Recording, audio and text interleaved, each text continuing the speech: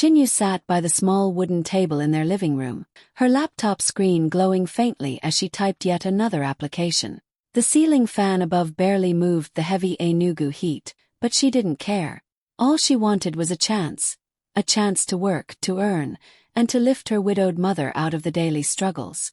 Since her father's death, the burden had been on her mother alone, and Chinyu had promised herself she would change that. She was young, smart, and full of dreams, yet every rejection email felt like a stone pressing on her chest. Across the room, Adise leaned against the doorway, arms crossed, her eyes sharp with bitterness. "Another application," she scoffed. "Chinyu, stop wasting your time. No company will ever hire you. People like us don't get those jobs." Her voice dripped with envy, each word cutting deep. Chinyu tried to ignore her, but the mockery was daily, relentless, and heavy. Their mother would often plead softly, "Adise, stop it. Encourage your sister." But Adise only rolled her eyes, muttering that Chinyu was chasing shadows. Still, Chinyu refused to let her sister's words break her spirit. She woke up each morning with fresh determination, polishing her CV, writing cover letters, sending emails, and whispering prayers before hitting send. Behind her tired eyes lived a fire, a belief that something better was waiting. She didn't know when or how, but she knew she was meant for more than the walls of that small house. What she didn't know was how close destiny already was.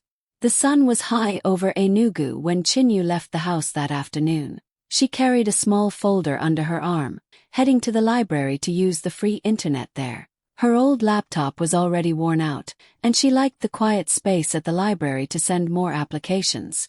She left the house in a hurry, not knowing that the most important email of her life was about to arrive. Minutes after she stepped out, the soft ding of a new email echoed from her laptop on the table. Adise, who had been pretending to nap on the couch, slowly sat up. Her eyes darted to the screen, curiosity pulling her forward. She walked closer, her footsteps careful, her breath shallow, as if she was sneaking into forbidden ground. On the screen, the subject line shone like a dream. "Official job offer. Lagos office." For a moment, Adise froze, her heart thumping. She clicked it open, and her eyes ran quickly over the words. The email congratulated Chinyu for her outstanding application, and invited her to join a prestigious company in Lagos with immediate effect. The benefits, the salary, the position, all written in black and white. It was everything Chinyu had been praying for. But instead of happiness, Adise's face twisted with something darker. Her lips pressed into a thin line as jealousy rose like fire in her chest. She could almost hear the neighbors praising Chinyu, see their mother's proud smile, and feel herself fading into the background. For years, Adise had been the louder, more confident sister, but now Chinyu's hard work was about to push her into the shadows. The thought burned her. Her hand trembled on the mouse, but her envy was stronger than her conscience. With one click, she dragged the email to the trash. Her chest tightened as if she had swallowed poison, but she didn't stop there. She opened the trash folder, hovered for a moment, then pressed empty. The screen went blank. The message was gone forever. Adise leaned back in the chair, her breathing heavy. She whispered under her breath, her voice shaking with a cruel satisfaction, "Let's see you succeed now." Her words hung in the room like smoke, bitter and sharp. The house grew silent again, the fan humming lazily above, the laptop screen dimming after a while. If anyone had walked in, they would have thought nothing had happened. But in that quiet room, a future had just been stolen. When Chinyu returned later, tired but hopeful, she smiled at her sister briefly and went to freshen up. She didn't notice the faint smirk on Adise's lips, nor did she imagine that the chance she had been waiting for had come and gone right under her roof. She sat down that night to check her inbox, unaware that her greatest blessing had been deleted by the one person she trusted the most. The days rolled by slowly, and with each one, Chinyu's hope began to shrink. At first, she told herself to be patient. Maybe the company needed more time, maybe her email would arrive tomorrow. Every morning she woke up, whispered a prayer, and opened her inbox. But every morning, the screen stared back at her with silence. No new messages, no good news. One afternoon, she sat under a tree outside the library, listening to her friends chat excitedly. "I just got a response from that company in Lagos," one of them said, smiling wide. Another laughed. "Me too. They said they'll call for an interview next week." Their voices were filled with joy and relief, and they looked at Chinyu, expecting her to share her news too. Chinyu forced a weak smile and shook her head. "Not yet," she whispered, pretending not to care. But inside, her heart sank like a stone. She had worked harder than all of them, sending application after application, editing her CV 100 times, staying awake late into the night. Yet here she was, empty-handed. That evening, she went home and opened her inbox again. She refreshed the page once, twice, 10 times, but nothing appeared. Her hands trembled as she typed random searches, hoping maybe she had missed something. But the inbox was painfully clean, as if mocking her. Her eyes blurred with tears. Adise sat on the couch, pretending to scroll on her phone, but secretly watching her sister fall apart. Every sigh, every tear, every slump of Chinyu's shoulders fed her envy with twisted satisfaction. She smirked quietly, biting back her laughter. At last, Chinyu broke. She shut her laptop with a sharp clap, buried her face in her hands and sobbed. Her mother rushed out of the kitchen, alarmed. "Chinyu, my child, what is it?" she asked, sitting beside her and stroking her back. Chinyu lifted her tear-streaked face. "Mama, maybe I'm just not good enough. Maybe no company will ever want me. I try and try, but there's nothing. Everyone else is moving forward, and I'm still here." Her voice cracked, her body shaking with the weight of her pain. Her mother pulled her close, whispering, "Don't say that, my daughter. You are more than enough. Your time will come." But even as she spoke, worry filled her eyes. She hated seeing her youngest so broken. Adise turned her head away, hiding the small grin tugging at her lips. She didn't say a word, but inside she thought, yes, keep believing you're not good enough. That way you'll never see the truth. The room grew heavy with silence after Chinyu's sobs faded. She lay on her bed that night, staring at the ceiling, wondering if her dreams had been too big. What she didn't know was that her future had already knocked on her door, and her own sister had slammed it shut. In Lagos, inside the tall glass building of one of the most respected companies in Nigeria, Mr. Obina sat in his office reviewing a pile of applications. He had seen hundreds in his long career, but Chinyu stood out from the very beginning. Her project proposal wasn't just good, it was brilliant. It carried fresh ideas, a bold vision, and a level of detail he rarely saw from young graduates. He remembered smiling as he read it the first time, thinking, this girl has something special.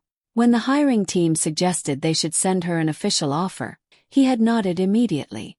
"We need minds like hers," he had said. The email went out, and he expected an eager reply within hours, maybe a day at most. But days passed, and there was nothing. No thank you, no question, no acceptance.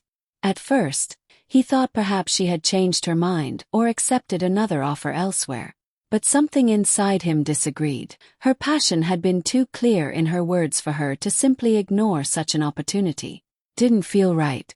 Late one evening, he opened her file again, reading her cover letter slowly. The way she had described her late father's influence, her drive to support her mother, and her dream of building solutions for Nigeria's future moved him deeply. She wasn't just chasing a salary, she was chasing purpose.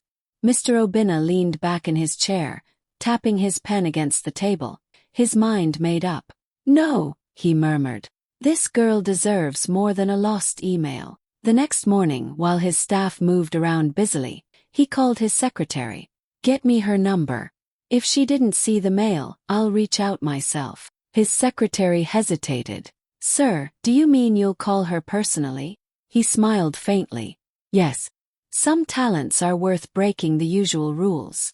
Meanwhile, in Enugu, Chinyu sat in her room, unaware that her name was being spoken in a boardroom hundreds of kilometers away. She wiped her tired eyes after another night of hopeless searching, whispering a prayer for just one chance. She didn't know that her chance was already alive in the heart of a man who believed in her more than she believed in herself. Adise, on the other hand, relaxed in false victory, thinking she had buried her sister's dreams with one click. She had no idea that destiny was stubborn, that it couldn't be deleted or hidden. She couldn't imagine that the very person at the top of the company was about to step down from his high seat and knock directly on the door she tried to shut. The twist of fate had already begun. Somewhere in Lagos, a CEO picked up a phone, ready to change Chinyu's life forever. It was a quiet morning in Enugu. The sun had just climbed over the rooftops, spreading golden light through the curtains of their small living room. Chinyu sat at the table with a cup of tea, her eyes heavy from another sleepless night. She had been replaying the same thoughts over and over. Maybe I'm not good enough. Maybe I'm not meant to get a job. Her laptop sat closed beside her, as if mocking her silence. Suddenly, her old phone buzzed on the table. The screen lit up with an unfamiliar Lagos number. She frowned. Unknown numbers usually meant scammers, and she was too tired for another fake bank alert call. She hesitated, staring at it as it rang, then finally answered. "Hello." Her voice was weak. A calm, firm voice came from the other side. "Good morning. Am I speaking with Miss Chinyu Okafor?" "Yes, this is Chinyu," she said carefully. "This is Mr. Obinna, the CEO of Crown Tech in Lagos." For a moment Chinyu blinked, confused. She almost laughed. "Sorry, who?" "The CEO of Crown Tech," the voice repeated, patient but steady. Her heart skipped. Crown Tech. The company everyone wanted to work for. She shook her head quickly. No, it had to be fake. Nobody that important would call her directly. She cleared her throat nervously. "Sir, I think maybe this is a scam." There was a short pause, then the voice spoke again, this time sharper. "Miss Chinyu, we sent you an offer 2 weeks ago. Full employment offer. Why haven't you responded?" The words hit her like a storm. She froze, gripping the phone tighter as her breath caught in her throat. You sent me an offer." "Yes. A job offer," he said firmly. "We were expecting your acceptance." Her world tilted in that instant. Her eyes darted toward her laptop, memories rushing back of the countless times she checked her inbox and found nothing. Her hands trembled so badly that the phone almost slipped from her fingers. I didn't receive anything," she stammered, her voice breaking. On the other end, Mr. Obinna sighed, but not in anger. "I believe you, Miss Chinyu. Perhaps it was a technical issue, but I wanted to hear from you myself. Your proposal impressed me. We still want you with us." Tears welled in her eyes as she pressed her hand over her mouth, trying to hold back a sob. For days she had drowned in self-doubt, thinking she wasn't worthy. And now here was the CEO himself, telling her she had already been chosen. "Sure. I don't know what to say," she whispered, her voice shaking. "Say yes," he said simply. In that moment, her heart pounded like a drum, her whole body trembling. She could barely breathe as she whispered back, "Yes, sir, yes." As the call ended, she sat frozen in her chair, tears streaming down her face. Her life had just changed with one unexpected call. The moment the call ended, Chinyu sat in silence, her tears still fresh. Her heart raced with joy and disbelief. She jumped up, almost spilling her tea, and hurried to her room where her old laptop rested. With shaky fingers, she opened it and signed into her email. Her inbox was empty. No sign of the offer. No trace of the message that could have changed her life weeks ago. She clicked refresh again and again, praying it would suddenly appear. Nothing. Her throat tightened, confusion clouding her mind. Just then, her phone buzzed again. It was a new email notification from Crown Tech. She opened it quickly, and there it was. Official job offer. Resent. Her hands flew to her mouth as tears spilled again. She read every word carefully, her eyes running over the salary, the position, the benefits, and the invitation to join immediately. It was real. It was all real. Moments later, another call came through. Mr. Obinna's voice was steady and reassuring. "Miss Chinyu, I've just resent the offer. Please confirm you've received it this time." "Yes, sir," she whispered, still crying. "I see it now. Thank you so much." "You deserve it," he said warmly. "We've been waiting for you. Don't doubt yourself again." She ended the call, laughing and crying at the same time. She clutched her chest, whispering prayers of gratitude. For the first time in weeks, she felt alive again. She imagined her mother's smile, her father's pride if he were still alive, and the new life waiting for her in Lagos. But as the excitement rushed through her, she decided to check something. She clicked on her email activity logs, curious about why she hadn't seen the first message. First, everything looked normal. Then her eyes froze. There it was. Records showing that the original job offer had been opened on her laptop and deleted. Not just deleted but removed from the trash as well. Her smile faded. Her heart thudded painfully in her chest. She stared at the screen, her mind spinning. She knew she hadn't touched that email, because she had never even seen it, which meant someone else had. Someone in this house. Her breathing quickened as the truth slowly sank in. There were only two people who had access to her laptop when she wasn't around. Her mother, who barely knew how to turn it on, and her sister Adise. Chinyu's hands shook as she closed the laptop. A shadow of betrayal crept into her joy. The puzzle pieces began to fit, the smirks, the careless words, the way Adise had been watching her struggle in silence. She sat back in her chair, torn between happiness for the future and suspicion about the past. Her dream was safe now, but deep inside, she knew something dark had happened behind her back. And soon, the truth would no longer hide in the shadows. That evening, the air in the house felt heavy. Chinyu sat quietly in the living room, her laptop on her lap, staring at the email logs again. The truth was written there in plain letters. The job offer had been opened and deleted from her device. Her hands tightened into fists. For days she had cried, doubted herself, almost given up, while someone had stolen her future with a single click. Her mother came out of the kitchen, smiling faintly. "Chinyu, you look brighter today. Did something happen?" "Yes, Mama," Chinyu said softly, tears filling her eyes. "The CEO himself called me. They gave me the job. I leave for Lagos soon." Her mother gasped in joy, hugging her tightly. "Ah, thank God. My daughter, your father will be smiling from heaven." But as they embraced, Chinyu's eyes shifted to Adise, who was lounging on the couch, scrolling through her phone. She hadn't even looked up. The smirk on her lips told Chinyu everything she needed to know. "Tell me the truth, Adise," Chinyu said suddenly, her voice sharp.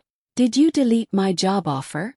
Adise froze, then burst into a laugh. "What are you talking about? Why would I do that? Don't lie to me." Chinyu snapped, her voice trembling with anger. "The logs show it. The email was deleted from my laptop. Mama can't even use a computer. It was you." Their mother looked from one daughter to the other, confused. "Delete what? What is going on?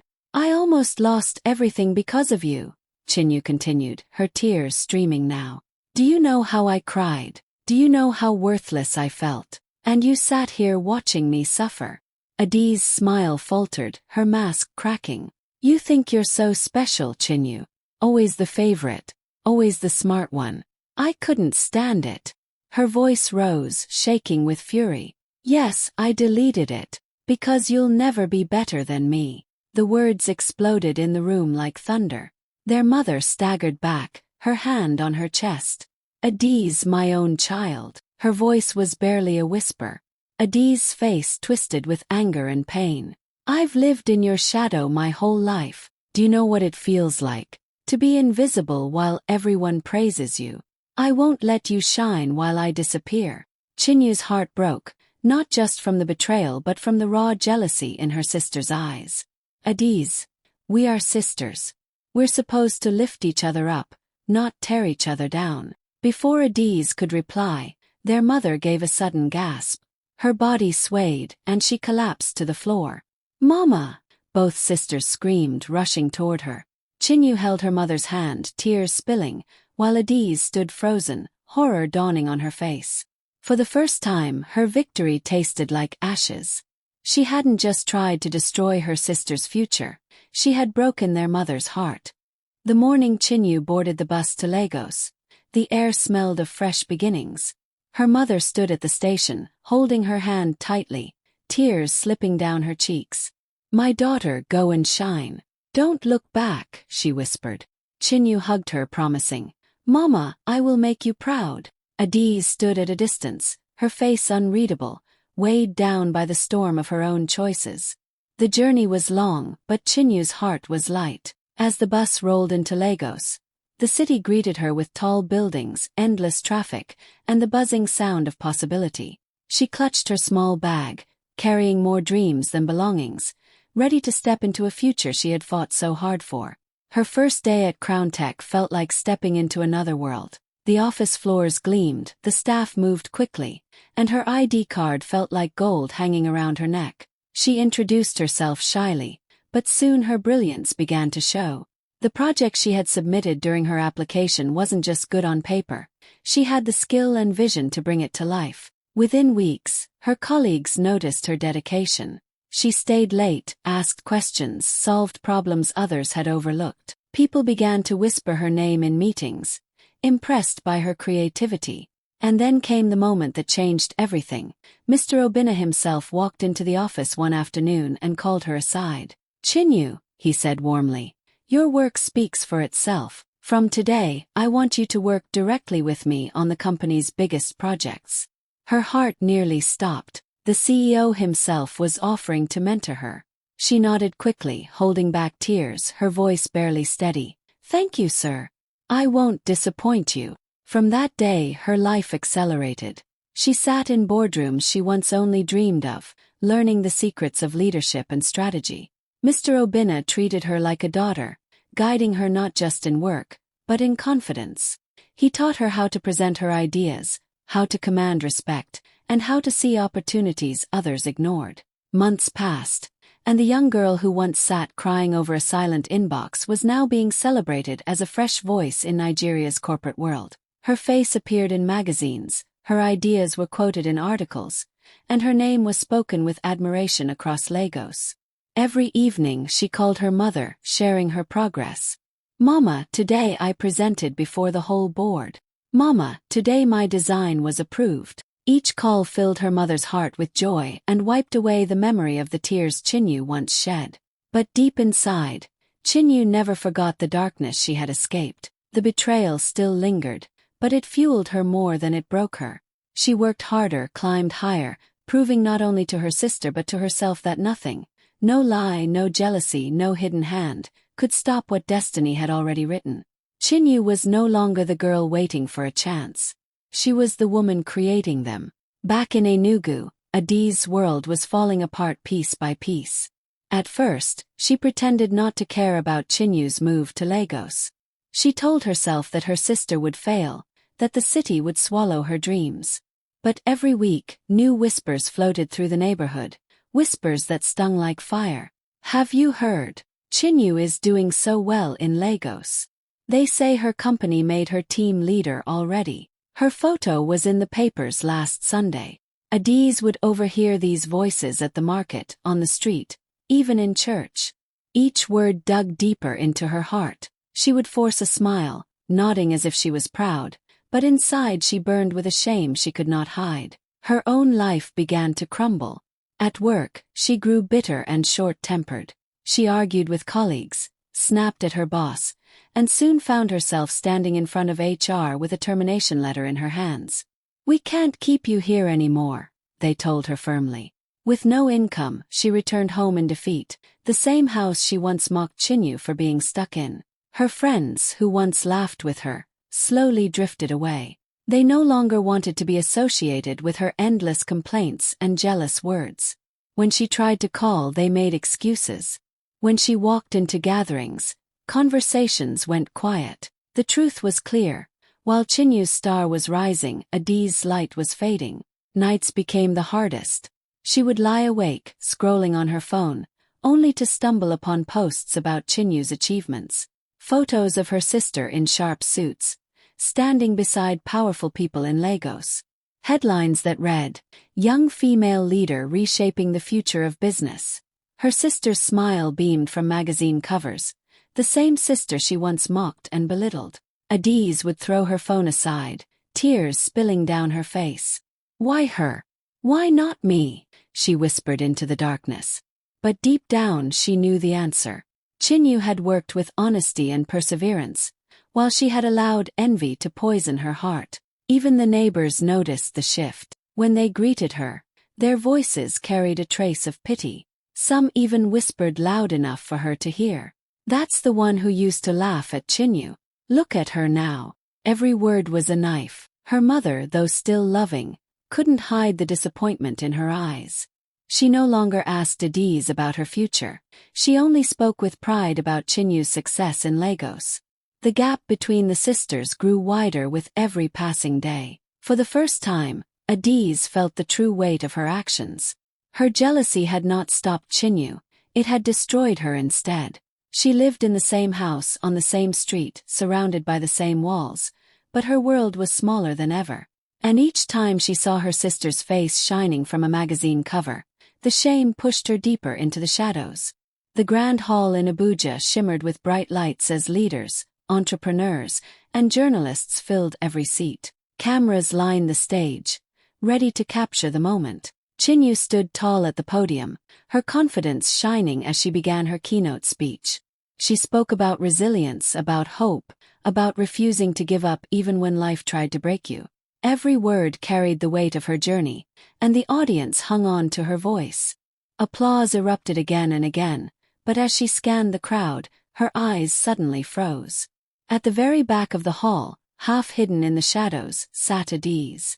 Her once proud sister looked smaller now, her face lowered, her hands clutching her bag as if she wanted to disappear. For a moment, Chinyu's chest tightened. The betrayal still hurt, but so did the love that came with sisterhood. She took a deep breath, her voice steady but filled with emotion. "They tried to delete my future," she said, her words echoing through the microphone. "But what is meant for you can never be erased."